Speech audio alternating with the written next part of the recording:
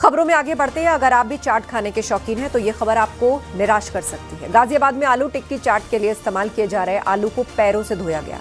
इसका वीडियो अब काफी वायरल है।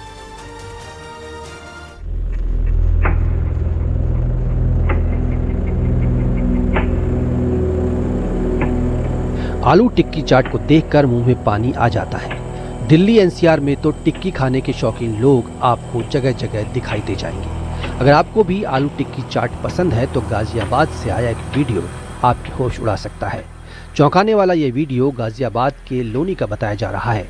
अंकुर विहार DLF इलाके से सामने आए इस वीडियो को देखकर आप ये सोचने लगेंगे कि आगे से बाहर खाना खाया जाए या नहीं। लोनी के एक मशहूर चाट भंडार का ये वीडियो बताया गया है। साफ दिख रहा है कि ये लोगों के स्वास्थ्य के लिए ठीक नहीं है, उन्हें बीमार भी कर सकता है। दुकान का एक कर्मचारी दिख रहा है जो एक बड़े से भगोने में खड़ा है। भगोने में आलू पानी में भिगोए गए हैं जिन्हें वो पैरों से ही धो रहा है। हैरत की बात है कि उसने चप्पल भी पहनी हुई है। वो चप्पल के साथ ही आलूओं को साफ कर रहा है। वीडियो बनाने के दौरान लड़की की आवाज़ भी साफ सुनाई दे रही है जिसमें वो कह रही है कि उसकी मम्मी भी यहीं से आलू टिक्की चाट खाती है। सो गाइस, आप लोग देख सकते हैं ये वीडियो अंकुर विहार DLF की है। 3 ATM के जस्ट बगल में आलू टिक्की वाला बैठता था। तो गाइस, ये यहाँ की बहुत फेमस दुकान थी DLF की। तो मेरी मम्मी भी यहीं से आलू टिक्की चाट खाती थी और मेरी मम्मी को एक्चुअल में टेस्ट मम्मी को आज दिखाना पड़ेगा कि यहाँ से आता था। पैरों से आलू वॉश कर रहा है वो। गाइस, क्या बताऊँ मैं, ये देख सकते हैं आप, ये बिल्कुल 3 ATM के जस्ट बगल में है और रात को ये वीडियो शूट हुई है जाके पूरा DLF सुनसान पड़ा था। आप देख सकते हैं ये चौक है और ये जस्ट ATM के बगल में ही शॉप है। आप देख सकते हैं ये कैसे वॉश कर रहा है। कितनी शर्म की बात है कि ये हम लोग खाते हो, चप्पल भी उसी में धो दी। गाइस देखो आप, कितनी शर्म की बात।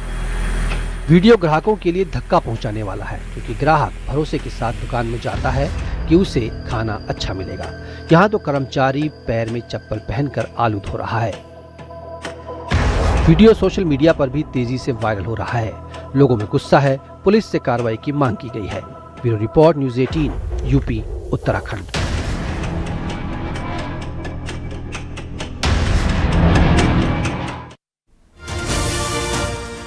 और बात ऐसी खबर की जो दिमाग को घुमाकर रख देगी। भोपाल की एक यूनिवर्सिटी की कैंटीन में खाने में छिपकली मिलने का आरोप लगा है, लेकिन इसके बाद जो होता है वो उससे ज्यादा चौंकाने वाला था। ये रिपोर्ट देखिए। छिपकली नहीं, शिमला मिर्च सही। ऐसा दिव्य ज्ञान तप जाएंगे कान। समझा नहीं पाए, मुंह में रखकर दिखाए।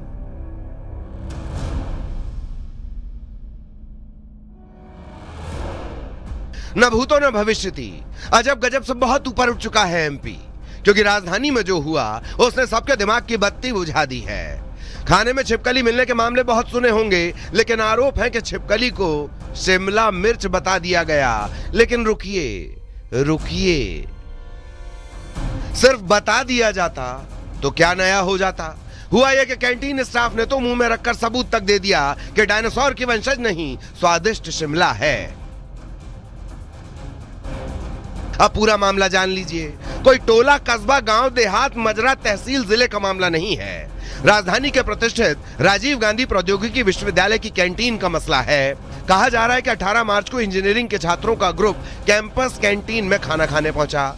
भूख मिटाने पहुंचे थे, करी देखी तो आंखें भय से फटी रह गईं। आरोप के बेजान छिपकली तैरती नजर आई। छात्रों ने आपत्ति जताई। कैंटीन वाले ने आओ देखा न ताओ झट से मुंह में दबाया और छिपकली को शिमला मिर्च बताया। ये जो मामला हुआ थे करीब कुछ दिनों पहले हुआ था। ये जब हमारे संज्ञान में आया तो हमने इसको लेकर कार्रवाई शुरू कर दी। सबसे पहले तो हमने इसको लेकर एक हमारे जो संचालक है डॉक्टर सुधीर बोडिया सर, उनको एक ज्ञापन सौंपा है विद्यार्थी परिषद के माध्यम से।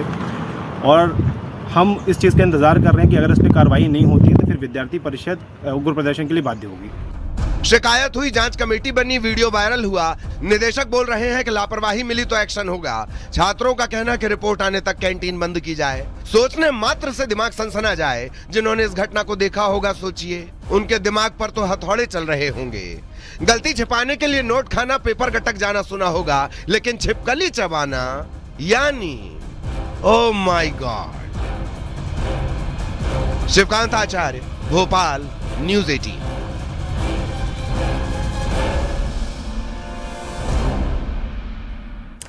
दक्षिण अमेरिकी देश कोलंबिया में भयानक हादसा हो गया। टेक ऑफ के दौरान प्लेन क्रैश हो गया। 66 जवानों की मौत की खबर है। ये रिपोर्ट देखिए।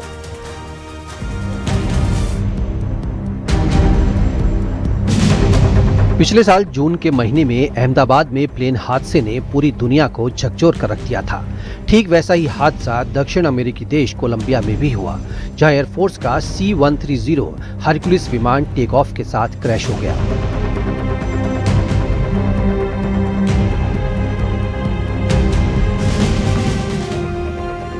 और उसके बाद कई आवाजें धमाके के शोर में ही खामोश हो गई। इस हादसे ने एक बार फिर पूरी दुनिया को हिलाकर रख दिया। ये सेना का परिवहन विमान था जो उड़ान भरने के कुछ ही समय बाद हादसे का शिकार हो गया। हादसा कितना भयंकर था कि तस्वीरें उसकी गवाही दे रही हैं। प्लेन मलबे में तब्दील हो गया। घटना वाली जगह पर आग का बड़ा गोला बन गया, जिसका धुआं दूर दूर तक फैल रहा था। बताया जा रहा है कि प्लेन में 125 लोग सवार थे, जिसमें 110 सैनिक भी थे। प्लेन के टेक ऑफ करने के कुछ ही मिनट बाद पायलट का प्लेन पर नियंत्रण नहीं रहा। विमान गिरते ही उसमें आग लग गई, जिससे नुकसान और ज्यादा बढ़ गया। राहत और बचाव दल तुरंत मौके पर पहुंचे, लेकिन तब तक कई लोगों की मौत हो चुकी थी। राहत बचाव टीम ने तुरंत मोर्चा संभाला और घायलों को कोलंबिया की राजधानी बोगोटा के अस्पताल में भर्ती कराया। ये विमान भी अहमदाबाद में एयर इंडिया के उस प्लेन की तरह ऊंचाई हासिल नहीं कर सका और उड़ान भरने के कुछ ही सेकंड के भीतर जंगल के इलाके में क्रैश हो गया। आशंका जताई जा रही है कि इस प्लेन क्रैश के पीछे इंजन की क्षमता या प्रदर्शन में अचानक आई एक कमी बड़ी वजह हो सकती है। टेक ऑफ के दौरान अगर एक से ज्यादा इंजन ठीक से काम ना करें तो उसे पर्याप्त ऊंचाई नहीं मिल पाती और वो तेजी से नीचे गिरने लगता है। अहमदाबाद और कोलंबिया की इस घटना में एक चीज समान है कि उड़ान भरने के कुछ ही मिनट बाद दोनों हादसे का शिकार बन गए। ये वो वक्त होता है जब सबसे ज्यादा जोखिम भरा माना जाता है।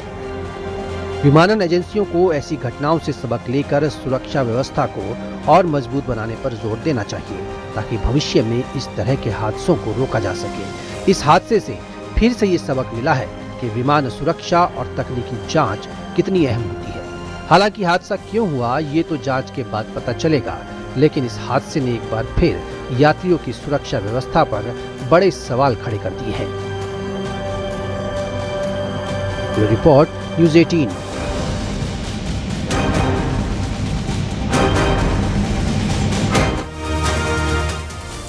पंजाब के जालंधर में दिखी मिनी न्यूयॉर्क की झलक। एक एनआरआई ने अपने घर की छत पर स्टैच्यू ऑफ लिबर्टी बनवाया है। इसे देखने के लिए दूर दूर से लोग पहुंच रहे हैं।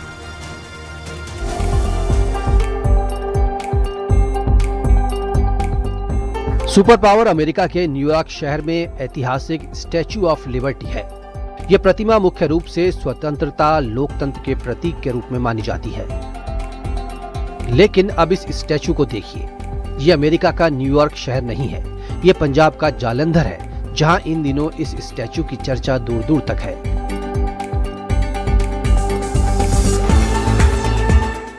एक शख्स ने अपने घर की छत पर स्टैच्यू ऑफ लिबर्टी की तरह दिखने वाला ये स्टैच्यू बनवाया है, जिसे देखने के लिए दूर दूर से लोग पहुंच रहे हैं।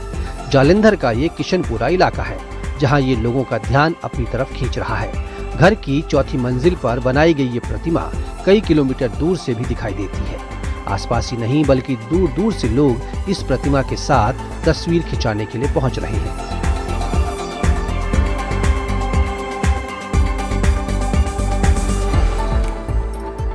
किशनपुरा में ये घर एक एनआरआई का है और उन्होंने ही इसे बनवाया है। इसकी बनावट और डिजाइन असली स्टैच्यू ऑफ लिबर्टी से काफी मेल खाती है। एनआरआई गुरजीत सिंह न्यूयॉर्क शहर में पिछले 26 सालों से रह रहे हैं। वो हर साल भारत आकर अपने परिवार के साथ कुछ वक्त बिताते हैं। स्टैच्यू ऑफ लिबर्टी न्यूयॉर्क शहर की सबसे बड़ी पहचान है, जिसे देखने के लिए दुनिया भर से लोग पहुंचते हैं। इसी को देखते हुए उनके मन में ख्याल आया, जिसके बाद उन्होंने अपने घर जालंधर में यह प्रतिमा बनाने की ठानी। गुरजीत के मुताबिक इस स्टैच्यू को तैयार करने में करीब 3 लाख रुपए की लागत आई है। इसे बनाने में 20 से 25 दिन का वक्त लगा। अभी हाल ही में इसे छत पर लगाया गया और तभी से ये पूरे जालंधर में कौतूहल का विषय बना हुआ है। किशनपुरा को लोग अब मिनी न्यूयॉर्क भी कह रहे हैं। लोग यहाँ उत्सुकता लिए पहुंच रहे हैं। ये घर टूरिस्ट स्पॉट बनता जा रहा है।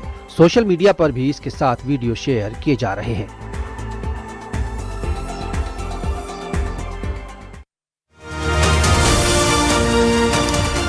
पिछले 13 साल से कोमा में रहे गाजियाबाद के हरीश राणा का एम्स में निधन हो गया है। सुप्रीम कोर्ट से इच्छा मृत्यु की इजाजत मिलने के बाद हरीश राणा को बीते रविवार को दिल्ली के एम्स में शिफ्ट किया गया था। डॉक्टर्स की निगरानी में उनकी इच्छा मृत्यु की प्रक्रिया पूरी की गई। करीब 13 साल पहले हरीश चंडीगढ़ में अपने पीजी के 4थे फ्लोर से गिर गए थे। इसके बाद से ही वो कोमा में चले गए। उनके ठीक होने की उम्मीदें टूटने के बाद परिवार ने सुप्रीम कोर्ट से इच्छा मृत्यु मांगी और आखिरकार उन्हें 13 साल के दर्द से मुक्ति मिली। 32 साल के हरीश राणा साल 2013 में अपने घर की 4थी मंजिल से गिरे थे और हरीश राणा का अंतिम संस्कार दिल्ली में होगा या गाजियाबाद में, इस संबंध में अभी परिवार की ओर से कोई जानकारी नहीं दी गई है। हरीश का परिवार मूल रूप से हिमाचल प्रदेश का रहने वाला है, लेकिन बाद में उनके पिता परिवार को लेकर दिल्ली आ गए।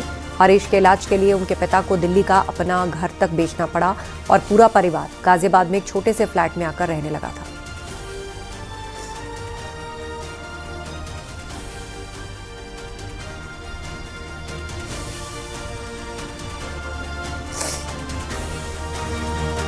वो वक्त अब बेहद नजदीक आ चुका है जब नोएडा इंटरनेशनल एयरपोर्ट से विमान उड़ान भरेंगे। तैयारियां आखिरी चरणों में। 28 मार्च को प्रधानमंत्री मोदी एयरपोर्ट का उद्घाटन करेंगे।